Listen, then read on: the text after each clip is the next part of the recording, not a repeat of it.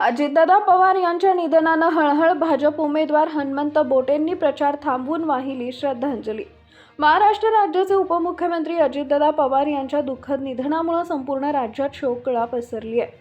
या पार्श्वभूमीवर भाजप पक्षाचे पंचायत समिती दरुज गणाचे उमेदवार हनुमंत बोटे यांनी आपला निवडणूक प्रचार थांबवत महाराष्ट्र राज्याचे उपमुख्यमंत्री अजितदादा पवार यांना भावपूर्ण श्रद्धांजली वाहिली।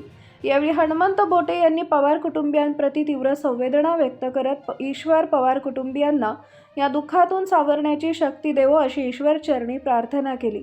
अजितदादा पवार हे राज्याच्या राजकारणातील अनुभवी व प्रभावी नेतृत्व होते।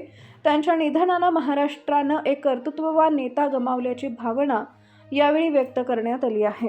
Bureau report DSP news live.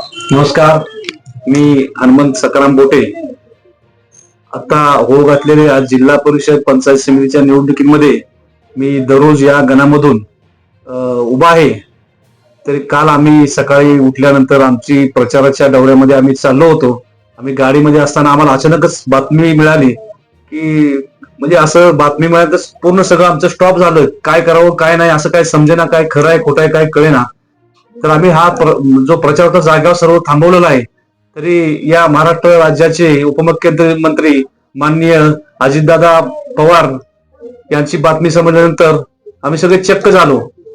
आमच्या गणाच्या वतीनं गटाच्या वतीनं अजितदादांना भावपूर्ण श्रद्धांजली।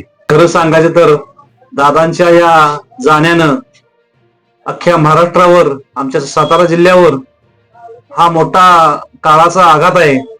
खटाव सातारा जिल्हा महाराष्ट्र यांना आणि पवार कुटुंबियांना या धक्क्यातून त्यांना सावरण्याची आम्ही ईश्वरचरणी प्रार्थना करत आहोत।